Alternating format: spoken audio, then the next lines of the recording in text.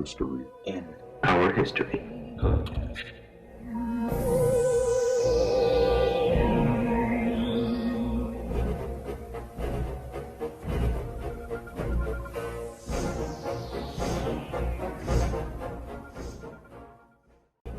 Hey everyone, thanks for listening to the Mystery in Our History podcast, where we take an in-depth look at all things urban legend, conspiracy theory related, and how they came to be. I'm JR Supa.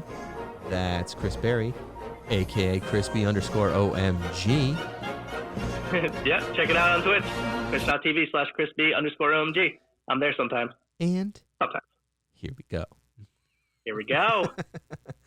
So with the recent release of Dr. Sleep, which is the sequel to The Shining, it's actually coming out on HBO Max soon. And I saw that advertisement. I had no idea that was a thing even until just last week when you told me about it. Oh, really? Dr. Sleep, yeah, I never even heard of it. Yep. So I saw the advertisements on HBO Go, and I was like, oh, that's cool. So it made me want to watch The Shining. Yeah, for sure. And then I thought it would be kind of fun to do another haunted episode. And so in the spirit of haunted hotels, a la The Shining, I came across this little haunted hotel south of the border, if you will, or in the southern hemisphere, in Colombia. And it's called the Hotel del Salto. Nice. Well, sounds good to me, man. The more hauntings, the better. I'm ready for it. Well, I know you're a skeptic about the paranormal. A little bit of a skeptic, absolutely. But, the more stories I can hear, the better. And then, yeah. I don't know. It's just, I am a skeptic when it comes to ghosts, but, I still like hearing about it. I wasn't able to get it for this episode, but he is typing it up for me.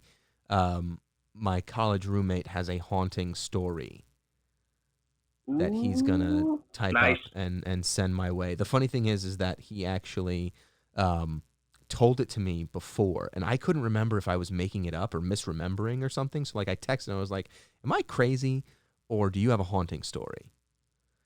Because, it could be a false memory. I don't know, Mandela effect, whatever. Right, yeah. And he was like, no, I actually saw that post that you put on Facebook about how you wanted stories, and I was going to type it up. I've just been really, really busy. And he was like, I didn't realize that I even told you. I was like, oh, thank God I'm not, losing my mind. Good, nice. But anyway, the Hotel del Salto, translating quite literally to Hotel of the Leap, has purportedly been haunted for decades. Now serving as a museum, it has actually been refurbished and turned into a museum. The century-old structure in Colombia overlooks a waterfall on the Bogotá River. Initially used as the residential mansion of architect Carlos Arturo Tapayas, it opened its doors to guests in 1928 with unnerving consequences. Just beyond the walls, there falls, where the falls cascade down the foggy mountains. Many have leapt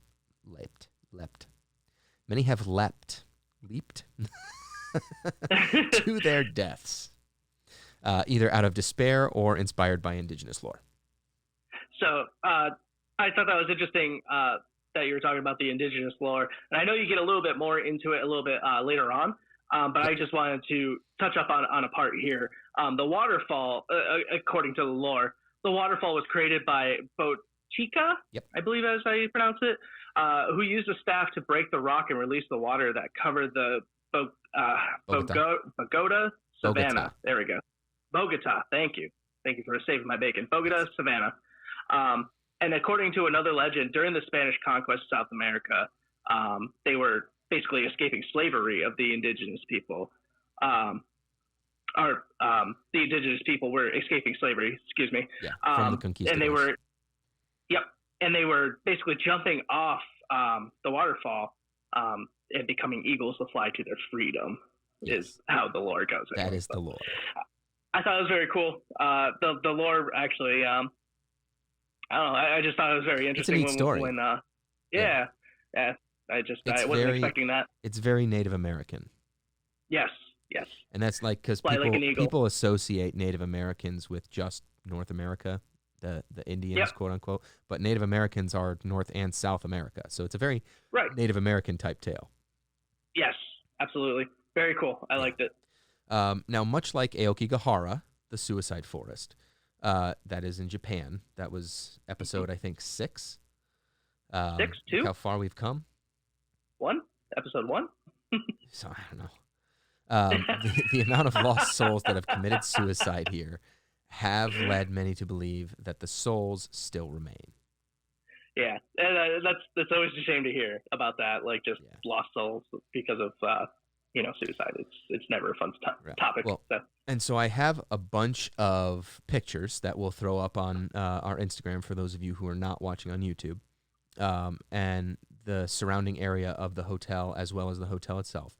And I personally, I think it's just eerily beautiful and unbelievably scary all at the same time. Yes, absolutely. Yeah. So like that waterfall. Yeah, the first picture we have is it's a picture over what appears to be a railing with a piece of the hotel and then the waterfalls in the background, and you can kind of see that the hotel and the railing, it's all stone, it's all made of stone, and you can see the deterioration in everything. The second picture is another picture of a different part of the hotel, and you can kind of see on the second floor of this picture like all the deterioration that's happening with like the bricks and everything. And a lot of this is because of the moisture in the air from this waterfall. The actual water vapor and stuff is what's degrading these materials so much. That makes sense. Water is a house's worst enemy. Yep. So. And then the third picture here, you can see the mountains in the background with the hotel, how it's kind of built into this ledge. Again, that's, people would either jump from this ledge or just go around to the waterfall and leap to their deaths. This one's gorgeous. It looks so beautiful, but you can clearly, the house is very eerie, and you can see the hotel's very creepy. Very out of place too, I think, right? Because I don't see.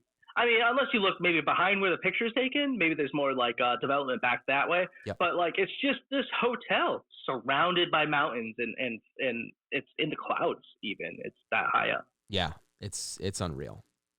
Yeah.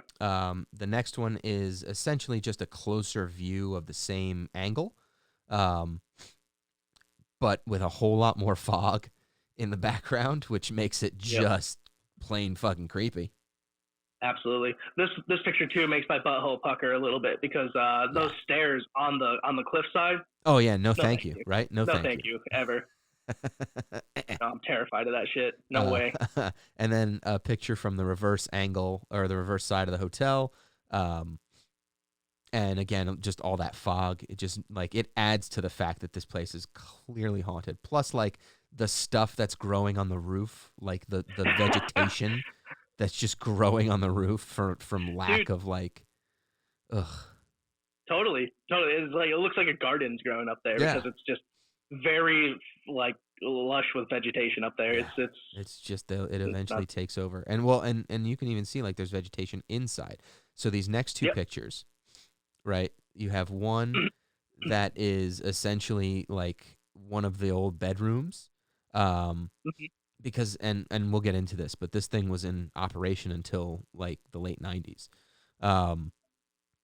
So you can see the old TV in there and a couple of chairs and the mattress and everything, but there's just grass and moss and a weed growing out of the fucking floor. Oh, dude, I love that one plant that's just growing straight up towards the window. Straight up. And then there's another view of the hallways that are just surrounding essentially a central opening in the middle, and you can just see the decay and the degradation of everything. But you can also see the beautiful stonework. Oh yeah, this was in its day. It was a gorgeous piece of architecture. Yeah, that column is gorgeous. Yeah. So the real question is, I guess, how did the hotel become haunted? How did it become haunted, JR? Well, I'm going to tell you. Takandama, the name of the falls near Hotel de Salto, translates to he who precipitated downward. In the indigenous the indigenous Chibcha language of the Muisca people. As the story goes, native people would leap from Takadema Falls to avoid being captured by Spanish forces who started to conquer South America in the 1500s.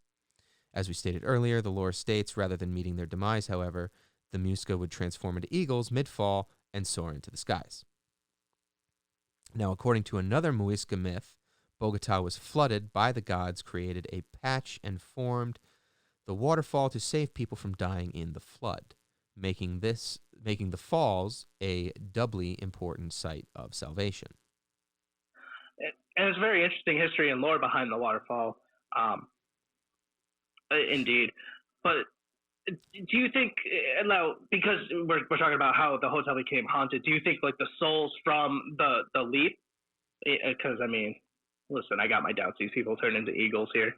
I mean, I'm not trying to, I'm not trying to be a jerk here, but I'm guessing a lot of people probably died jumping off that waterfall. I'm gonna go with yes. So do you think the spirits are seeping in almost like from the waterfall? Is that like the yeah? I think it's a combination of like perhaps some people actually like dove off the cliff of the hotel.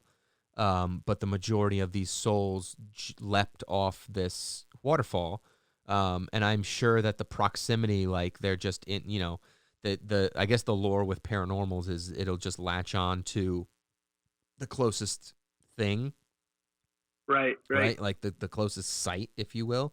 It's literally like across a little river. Yeah, not a little river, but a river. They got attached there. Exactly. Nice. Now, perhaps Topias was simply lonely and bored, but perhaps he was seeing or hearing the echoes of spirits walking through his home's massive, empty corridors. Inviting people to come stay in your home is one way to lessen the horror of living in a haunted place. Throwing a party, even better. So that's exactly what Topias did. I like this band's style. Yeah. Oh, yeah. Yep, he invited the wealthiest celebrities and politicians to stay at the newly named Hotel de Salto, and together they partied the remainder of the 1920s away, which is like 2.5 years. Yeah. There is written, although he was throwing parties like before that, but there is written and photographic evidence of excessive drinking, dancing, and gluttony. Damn, my man knew how to have a good time. Yep. Glad to hear it. The party raged on for nearly 2 years, but in late October 1929, everything changed. The Wall Street crash sunk the entire world, into economic spiral and kickstarted the Great Depression. Because many people couldn't find jobs, families weren't so keen on taking expensive vacations.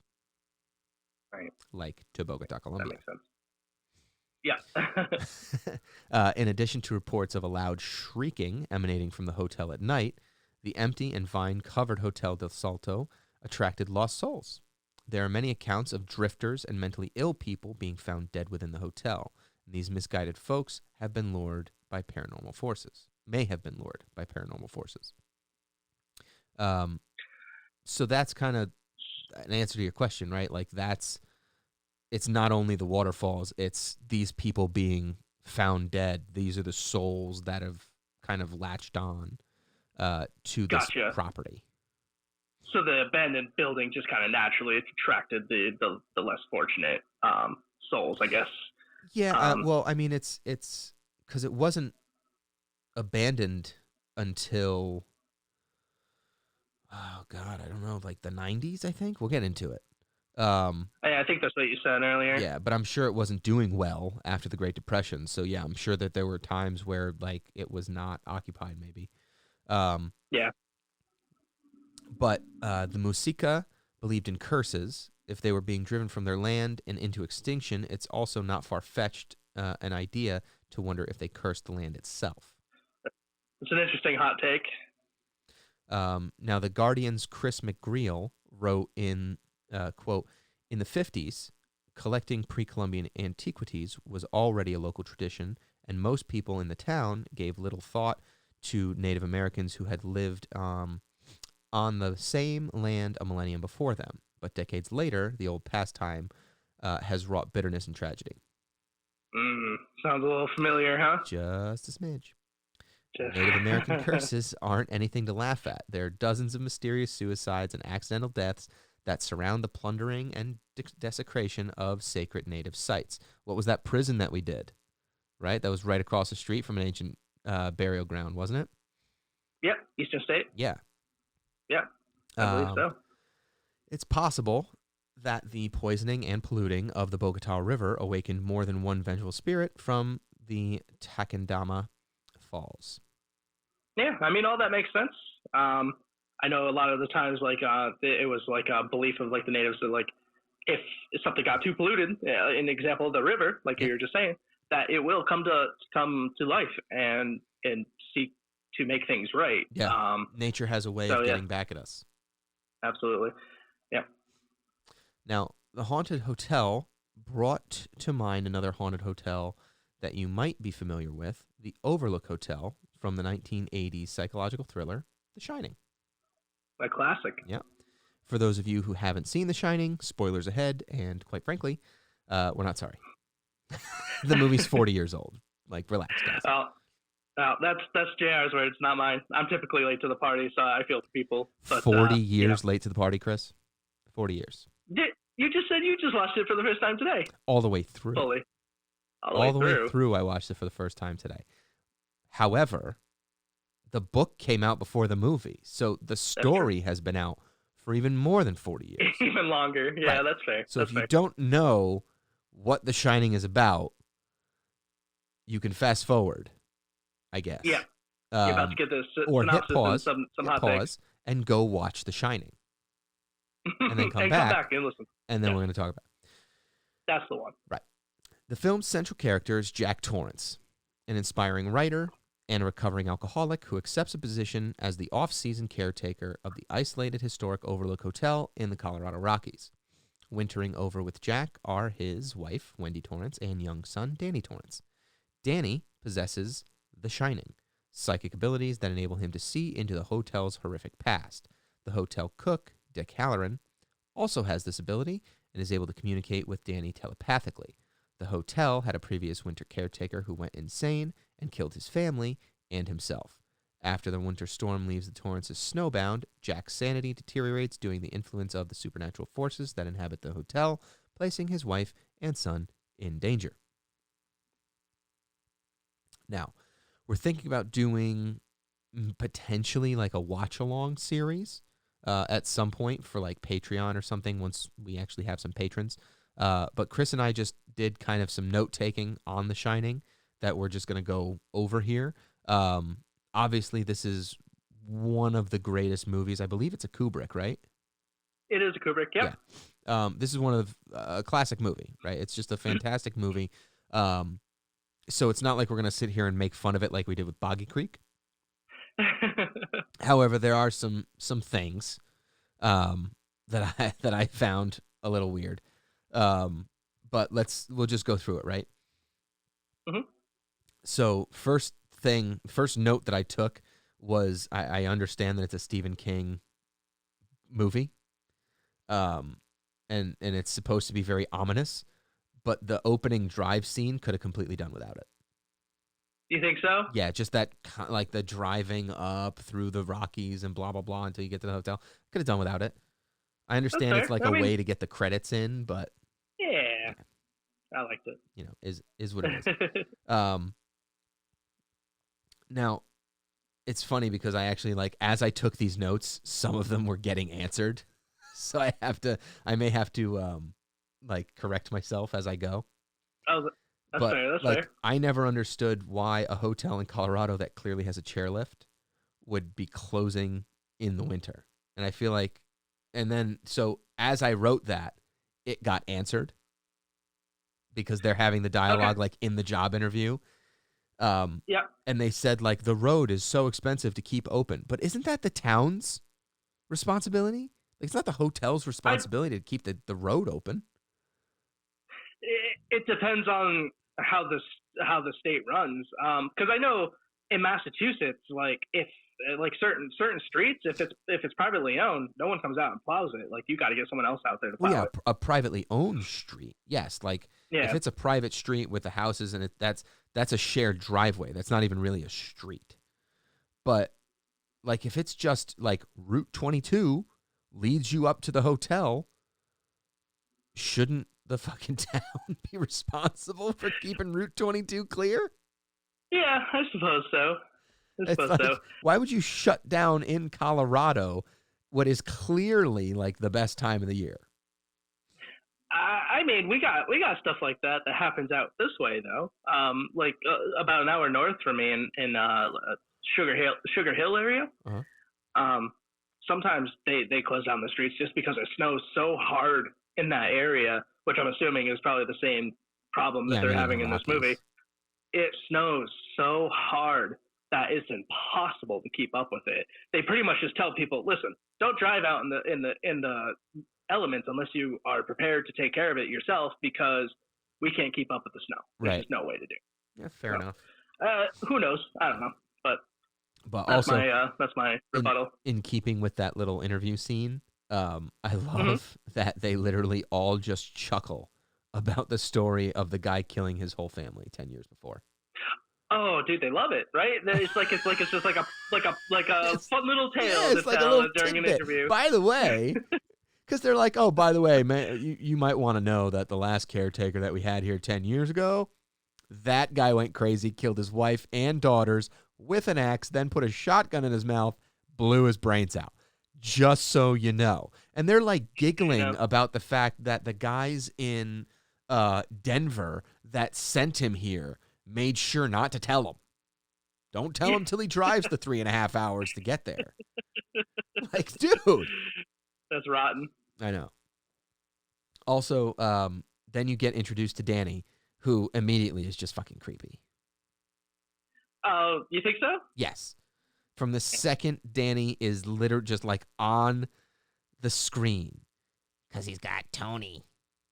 Yeah, Tony lives in his mouth or whatever. And communicates with a finger. Yeah. Fucking stupid. Also, the doctor that comes in. So Danny has like this attack, right? And the doctor comes in and is evaluating him. And like the doctor seems way overeducated to be just like a primary care, like children's doctor, pediatrician. Mm-hmm. You know what I mean? Like she's throwing out like theories and stuff that like a specialist would be talking about, not just a primary doctor. Different training in the 80s, maybe. Evidently. And then also, then they sit down and Wendy, the wife, just proceeds to tell the story of child abuse with a smile on her face. She's just like, he dislocated his arm. It could happen to anybody.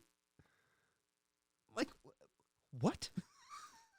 Yeah. Like, the doctor doesn't have to report that now? Yeah, I guess not then. Not back then. Yeah.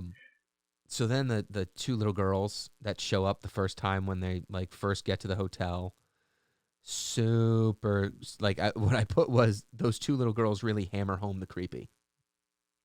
It's true. I love it. I love that scene. Yeah. That's the first time, That's right? the first time when he's like throwing darts and he just like pulls the darts down and they're just standing there. And also, as just an aside, Bryan Cranston has completely ruined this movie for me with that stupid fucking Mountain Dew commercial. You haven't seen it? It was the Super Bowl commercial. Oh my God. All right. You know what? We're going to look it up. It's terrible. We'll look it up and we'll watch it offline and then I'll just superimpose it into here. Okay. He made a Mountain Dew commercial? It's so bad. Yeah, it's literally just scenes from The Shining. And it's him, like, he's dressed up as the two girls. Yeah, it's fucking awful. It's fucking awful. And then the blood scene, which is the blood scene at the end, is just Mountain Dew gushing. Yeah, and then That's he fun. like he it's because it's like Mountain Dew Zero Sugar or something like that. So then like he does that famous scene with "Here's Johnny," and he just goes, "Here's Mountain Dew Zero Sugar." It's fucking awful. It's so bad, That sounds and I don't hate so him stupid. because you know what? I would have taken the money too, but dude, what the fuck? That sounds really It's stupid. so bad. Anyway. Yeah, I almost don't even want to watch it, but Yeah. I'm gonna have to. But anyway, also as they're getting a tour of like the grounds, very Mhm. nonchalant mention of the Indian burial ground. Oh, right. They're just like walking just outside, and he's like, "Oh, this place actually probably was built on an Indian burial ground in 1907. I'm pretty sure that there were like attacks by the Indians as they were building it." Huh. You're like, yeah, "Oh, no, so clearly, yes, it's haunted, dumbass." yeah. Why do you keep building it? Jesus. But yeah. I did like what they did Now, with the first conversation, the telepathic conversation with the chef and Danny. I thought that was yes, a pretty cool way to introduce you to what The Shining is. yeah. Who? What was his name? Dick Halloran, right? Chef Dick. The chef. Yeah, Chef Dick. Chef Dick. He's one of my favorite characters. He's awesome. In The Shining. Yeah, he's great. I just love pretty much anytime he's on camera because he's just so Wasn't just that's like so blunt and to the point he with was everything. Scatman Crothers, right? That's who that was. Who? Scatman Crothers? Isn't that who played him? I'm pretty sure. I don't know. I'm pretty sure. Hang on. Let me look this up. Who the hell is Almost positive. Scatman Crothers? I'm going to tell you right now. Yes, He's played by Scatman Groundskeeper Crothers Willie. is Halloran. No way. All yeah. right. He was born Benjamin Sherman Crothers. He's a songwriter, actor, composer, singer, comedian, and guitarist. Damn. Yeah. I did not know that. Yep. He was in One Flew Over the Cuckoo's Nest, too. I never saw that one. That was a good one. Really, really good movie. That's one I do want to see. One Flew Over the Cuckoo's Nest was a really good movie. But anyway, yes. So something interesting that I think the viewers at home should know, that in the Treehouse of Horrors, Dick Halloran was played by Groundskeeper Willie. So. Was he? Yeah. Have you ever seen the Treehouse of Horrors? The Simpsons? That they did? That's a spoof of the I did not. The Shining? Uh-uh.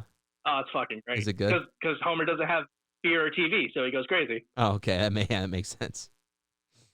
Yeah. But anyway, I digress. That's minor details, right? They did a really good job transforming a Stephen King book, in my opinion, because like every other Stephen King book that I've ever read, it starts off painfully slow and then just gradually gets good. That's fair. Yeah. That's pretty. I haven't read a lot of Stephen King. I've read one book by him, and just about every Stephen King book you have to like power through at least the first 50 to 100 pages, and then all of a sudden it's like, this is the greatest book I've ever read. Yes. It's just like book after book after book. The maze scene where it was so trippy, where Wendy and Danny are walking through the maze and Jack is inside looking at a model of the maze and he's like watching them walk through it. So I thought it was really trippy. It was really cool.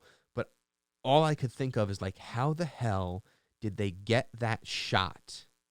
Because this is 1980. Like, I don't think drones have been invented yet. Right. No, I mean, definitely not. So maybe they used like a model helicopter and just fixed a camera to it, like a heavy-duty model helicopter. But like that shot, like thinking about, they didn't have just like a drone with a GoPro that you could just like fly up there and be like, hey, here's your shot you wanted. It's pretty cool. Yeah, I wonder if they like hung a camera from a crane or something. Yeah. Or a model helicopter, again, like it has to be so high up. Yeah, absolutely.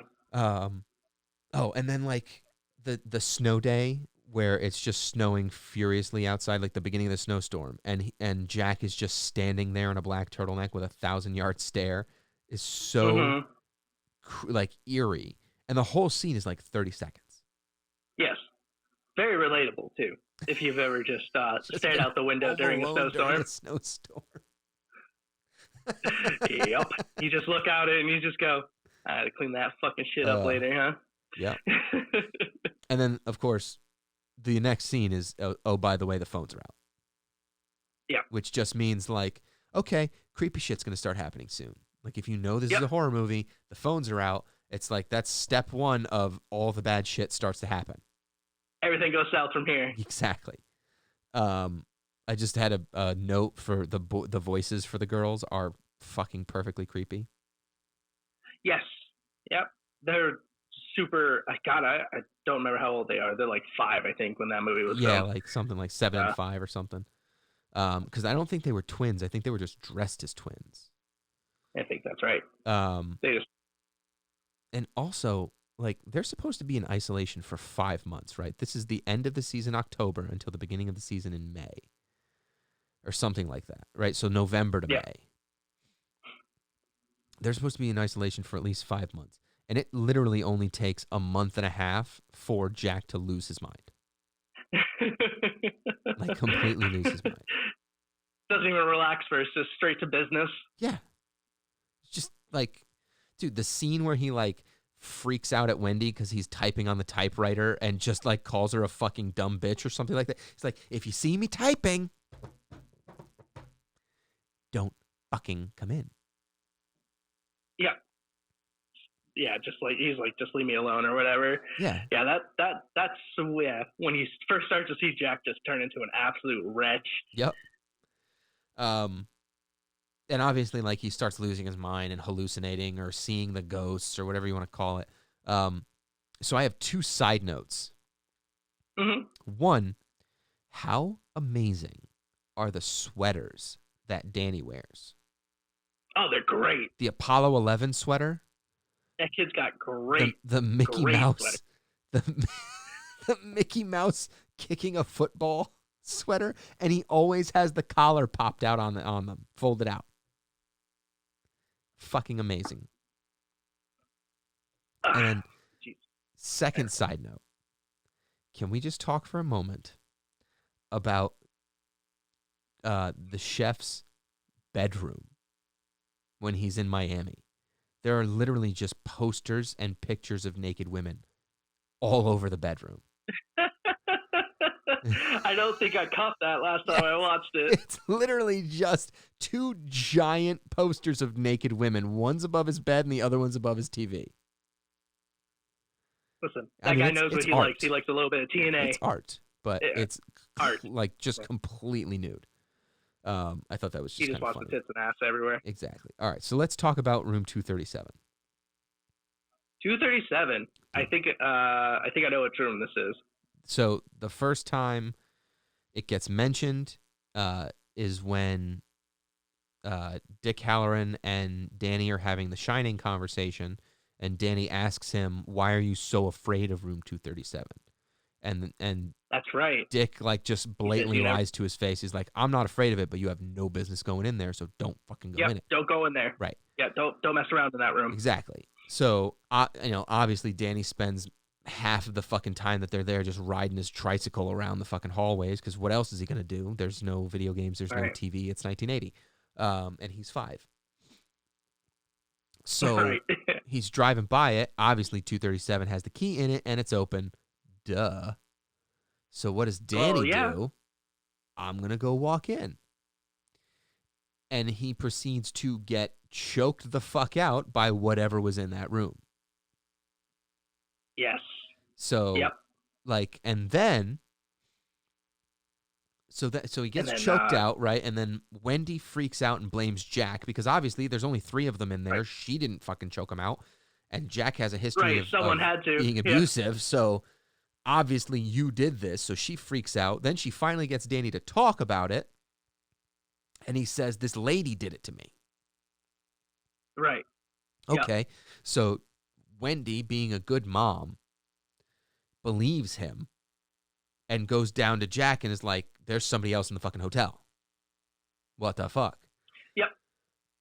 So then Jack proceeds. He's like, bullshit. Right, exactly. I'm going to go check it out. He proceeds to go to room 237.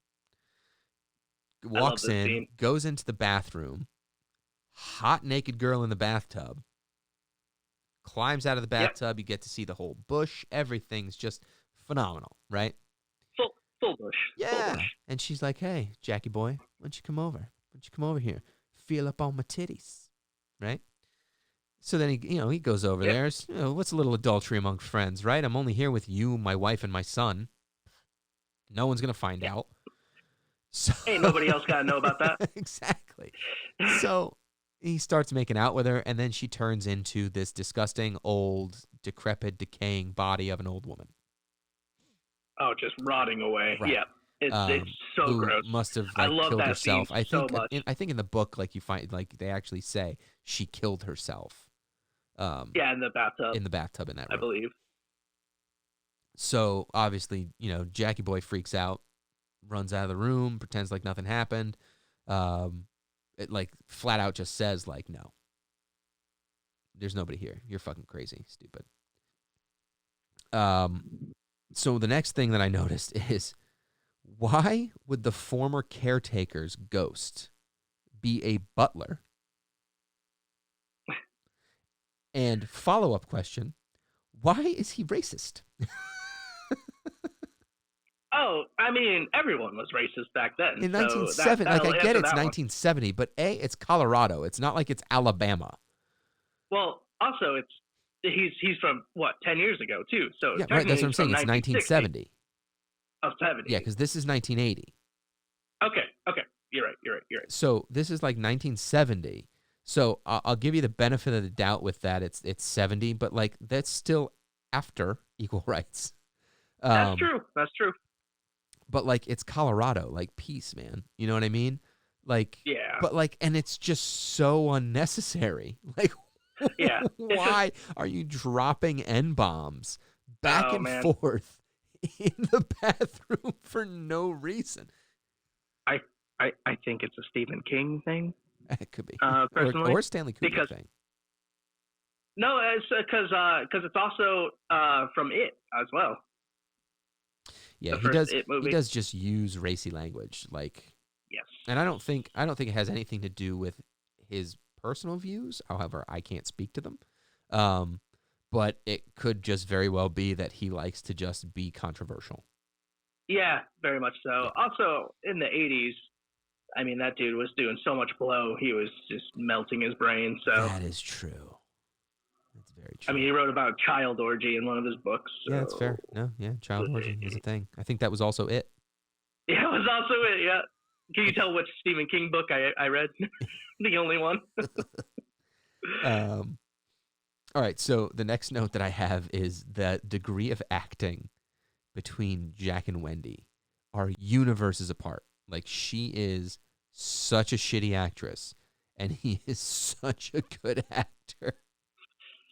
It's so bad. It took me out of it at times. That's fair. Because her facial expressions. Shelley Duvall was tortured on the set of that movie to the point where I believe she went crazy after that movie. Is that not? Oh, I don't true? know. Is that what happened? I believe she was pretty much tortured and abused on the set of The Shining to the point where it broke her mentally and then she just upped. By Kubrick, by the staff. This is what I've been told. I guess I never really looked it up myself. I should look that up. That's interesting. She did not have a career after that movie. I don't believe. God, dude. Yes. Could you imagine if all the emails and fucking people that's what gets us that's what gets us famous is us just shitting on Shelley Duvall and we get hate mail because of it. That's the only time people ever contact us. Shelley Duvall's a fucking saint, bro. But yeah, we should look that up. You should look that up. Maybe do a what's it called when you talk about something from the last episode? There's a word for it. I can't think of it. Callback? Yeah, something like that. Yeah, we'll give it a reach around with Shelley Duvall. A little reach around. We'll look into it. Also, so glad, and this is unbelievably sarcastic in tone. I don't know if I'm conveying it as well as I want to, but I'm so glad that the chef traveled all that way to help and get axed in the chest 5 seconds after walking in the door. Oh, I love that shit, dude. That's like one of the funniest things. I laughed out loud. Like ever, dude. Ever. It's so funny. It's just, all right, I'm here. I'm going to find everybody. I'm going to help them. Ah! Chop in the fucking chest. Just down for the count. That's it. Chef story's over. Yep. That's, again, I mentioned it earlier, but that was groundskeeper Willie. He came in, same thing, axed immediately in the back and fell over dead. It was hilarious, dude. Absolutely hilarious. Also, is Danny the smartest kid on the planet? Because who the fuck thinks to walk backwards in that situation? You're getting chased through the maze in the snow. You stop dead in your tracks, backtrack backwards in your tracks so that you can hide. Yeah, how smart is that? Brilliant. Absolutely brilliant. It's unreal. Now, so my last note on this movie was the very last scene. I don't actually get the last scene. I may just be being stupid, or I may actually know it, because this is what I got from it. I just don't know if I'm right. I saw it, I interpreted it two different ways.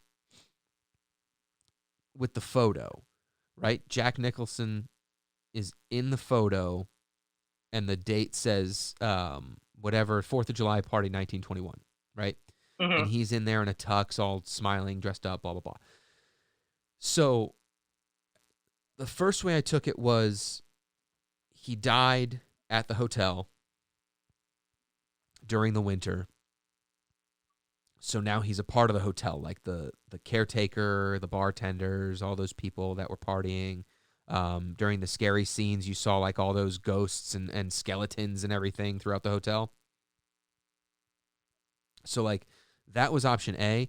Option B, there was a scene, I think it was with the bartender, either the bartender or the old caretaker from the 70s, where they're talking, and he actually says, you've always been the caretaker here. Yes. So the way I interpreted that whole thing is that though it is Jack Nicholson in the picture itself, it's really supposed to just be the spirit that possessed him, or the quote unquote the caretaker of the hotel, which is this murderous possessive spirit or whatever that drives these people crazy. Gotcha. Because it's always the father or the husband that took care of the rest of the family. It was never the other way around. Right. Like that was the only person that went crazy. Right. All right, yeah, because it was interesting, but like I didn't quite understand it, and I feel like if I read, although it is a Stephen King novel, so the endings are 50-50, I feel like if I read the book, then it might explain it more, but it also could not. Yeah. Like Stephen King's also known to just like end a book and be like, fuck you. Exactly.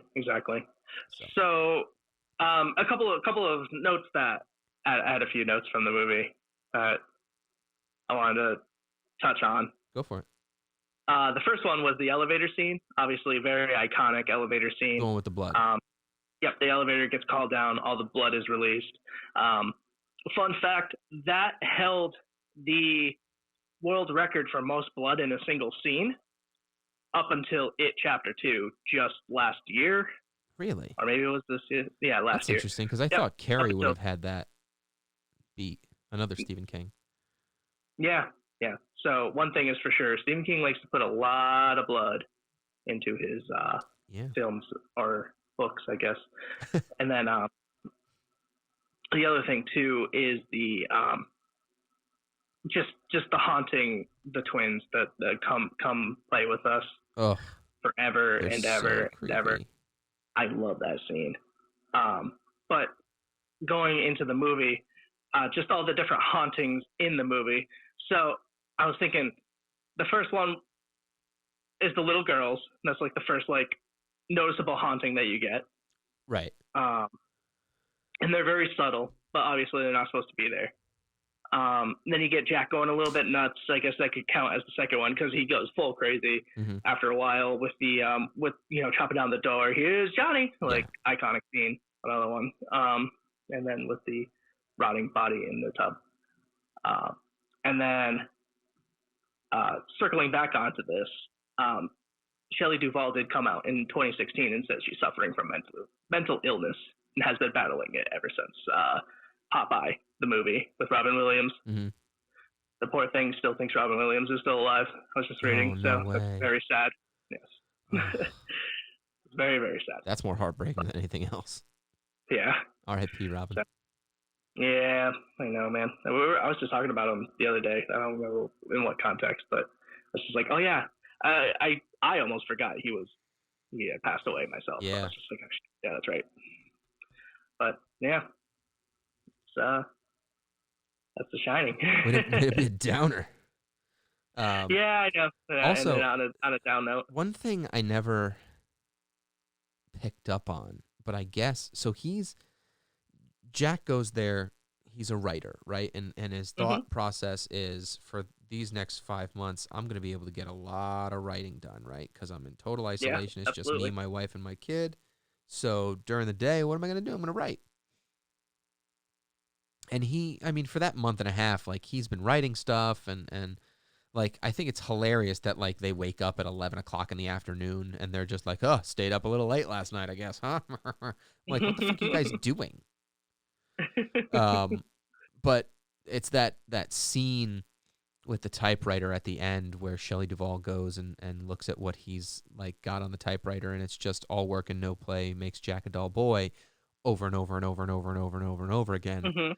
And it's on every piece of paper that he's written since he's been there. Yeah. So he started going nuts day one. Pretty much immediately.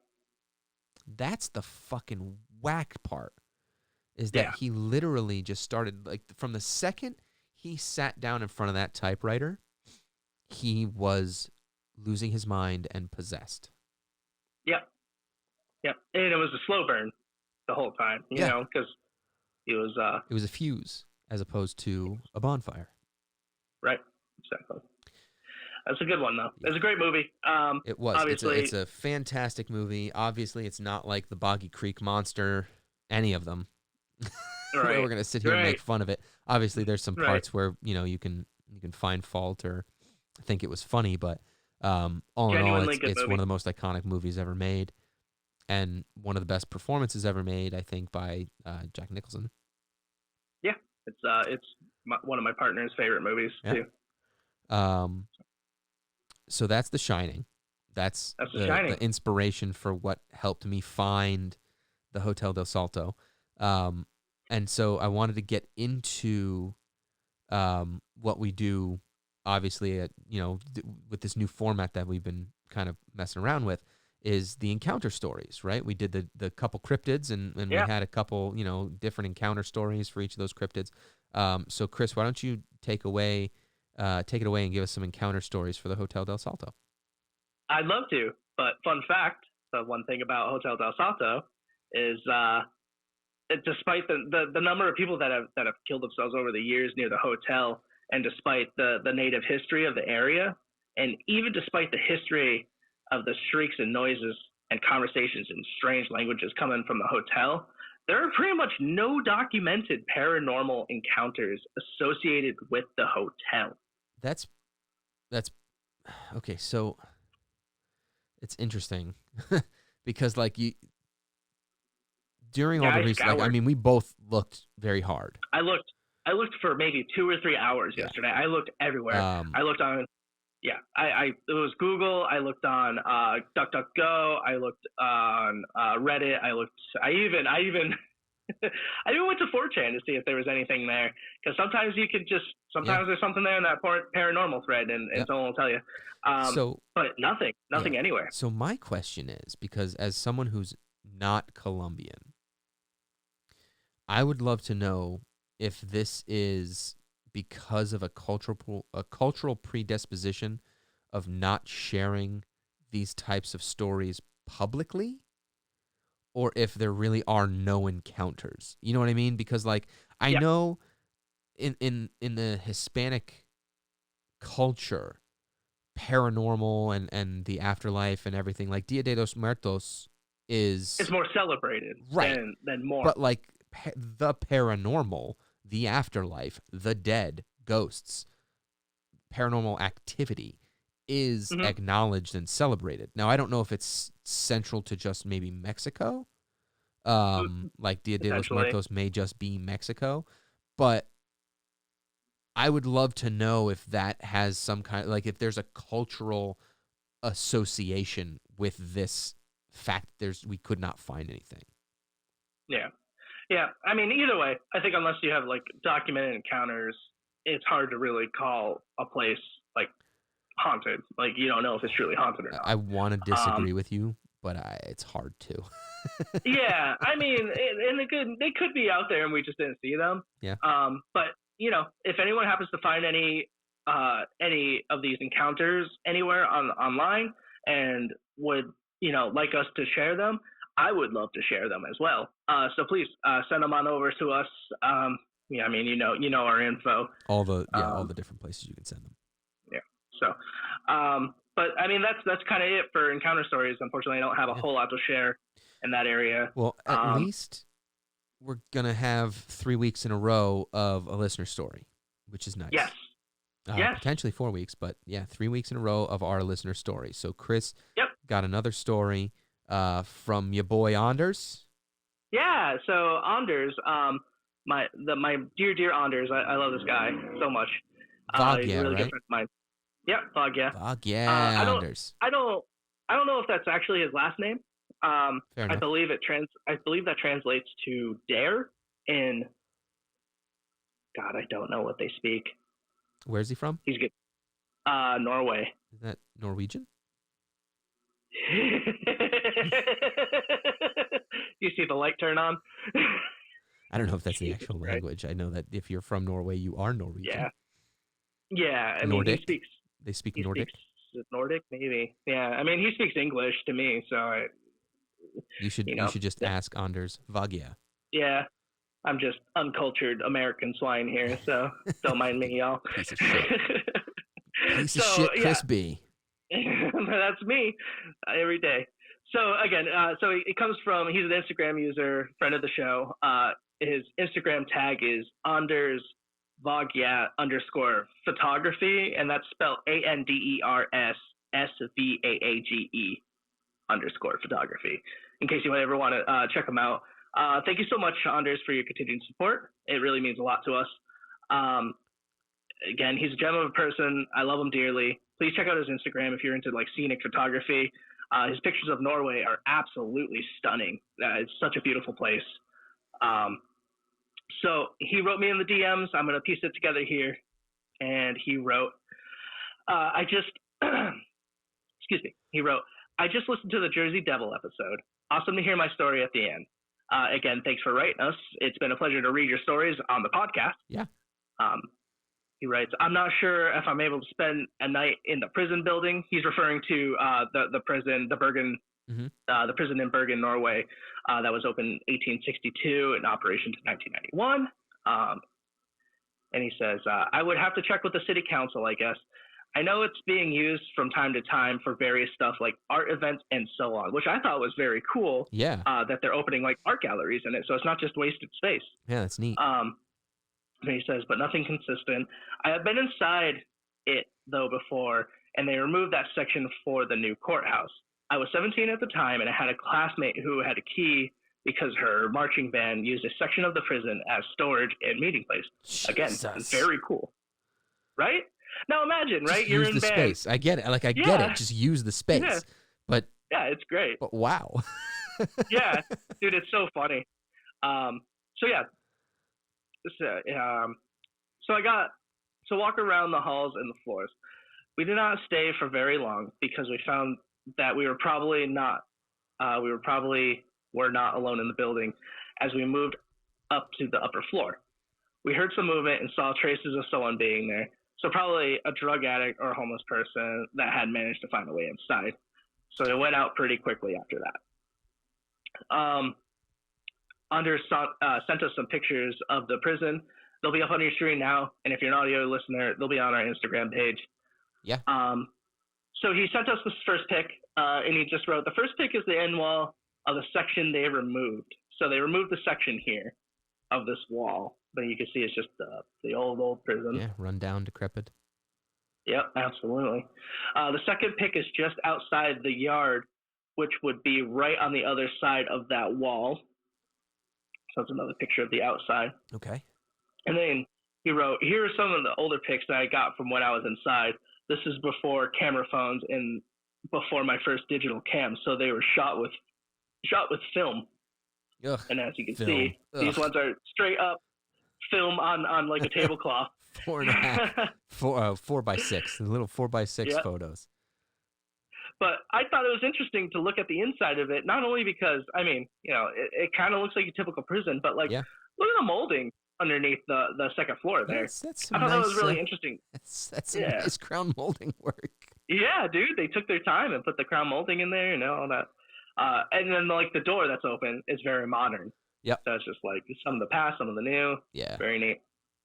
The second one here is going to be a little bit harder to look at. It is a horizontal picture being showed vertically. I'll flip it. I believe that is just the road that goes up to the prison.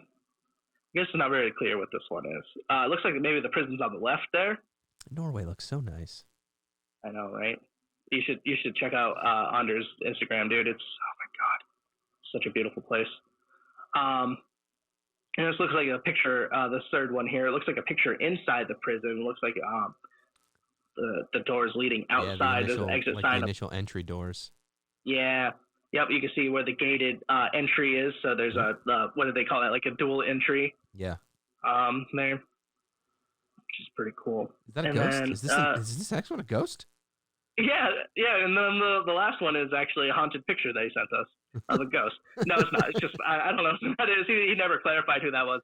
But it looks like it's just his someone friend. there. It could be a ghost. Yeah. His friend that got him in there. Yep. Yeah, maybe his band friend or whatever. Or ghost. But yeah, could be a ghost. I'm going with just ghost. more.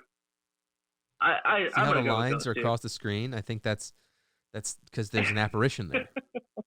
Yeah, it's not glare from the lighting. It's ghost. Nope, I think. nope, it's ghost. It's ghost. Yep. So again, thank you so much, Anders, for writing into the show. We appreciate it as always. Thanks for sharing the pictures with us as well. Yeah, man. Thank you. Yeah, it's always appreciated, man. Write us anytime. And also, for you listening at home, if you'd like to write us, please send us an email to 4 Guys Media Network @gmail.com, or go to www.4guysmedia.com. At the bottom of the page, we have a contact us.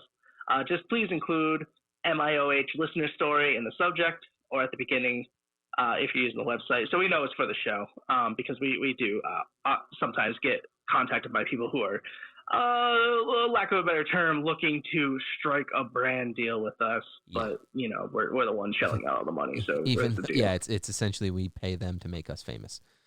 No thanks. So we always love to hear from our listeners. If you ever have had a paranormal experience, or if you think something is a conspiracy, please write to us and we'll read it on the podcast. And if you wish to stay anonymous, please say so, and we will respect your wishes. Absolutely. You know who I want to hear from? I want to hear from the 3 people we have in Australia listening. Yeah. You if know you're who listening you out in are. Australia, You know who you are. I see my analytics. We have 3 people in Australia that listen. I want you to write me with your bunyip stories. Yeah. Australia is a very, very rich with history, rich with lore continent. So, please, write to us. We'd love to hear. It doesn't even have to be paranormal, man. Just write to me about something you think is eerie or creepy out in Australia. Yeah, I'd love to hear it. Really, I just love to hear what you all have to say. So yeah, I mean, okay, so we have listeners in, which is I think just amazing. A, the analytics, and B, the fact that like it shows. We have listeners in the United States, the United Kingdom, Norway. Thank you, Anders. Norway, thanks, Anders. Australia, New South Wales, Victoria, and Queensland. Spain, That's awesome. Ireland, Canada, British Columbia, and Ontario. Singapore, France, Nepal, Thailand, Finland, Czech Republic, Mexico, India, New Zealand, Ecuador, and Brazil. Yeah. Those Yeah. are all the places that have at least downloaded one episode of the Mystery and History podcast. Yeah. So please let us know. I mean, share. I mean, would love to hear you share your culture with us. Yeah. Like, how does your culture? Australia's number 4, bro. That's great. But you know what I'm saying? Like, how does Australia perceive ghosts versus how do we perceive ghosts? I would love to know if something like that. Or how are ghosts in Norway perceived? I would love. because we know how we perceive it. Yeah. So that'd be fun to hear from you. And guys. that, by the way, those analytics are everything but YouTube. Oh, okay. So we have YouTube's different totally analytics on could YouTube. be even more. Excellent. That's great news. But yeah, so that is the Hotel del Salto and The Shining all wrapped up into one. Tie with a little All in bow. one.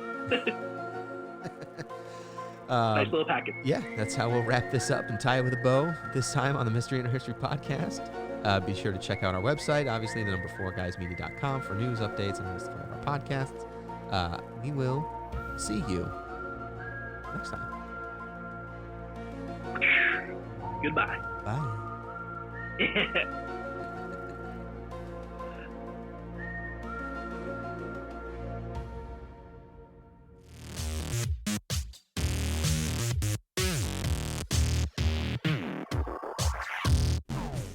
Hey guys, thanks for listening. If you have any suggestions or topics for us to cover, email us at 4guysmedianetwork@gmail.com. If you're on the go, you can subscribe to our shows on iTunes. Be sure to check out our Patreon page, 4Guys Media Network, for access to exclusive content like minisodes and more. We have a lot of goals to hit, so we can keep improving and continue providing more content ad-free. So all of your donations are greatly appreciated. Make sure you subscribe to the 4Guys Media Network YouTube channel for all of our other projects by clicking the link on the right. And lastly, if you want to watch another episode, just click the link on the left. Thanks again for listening, and we'll see you next time.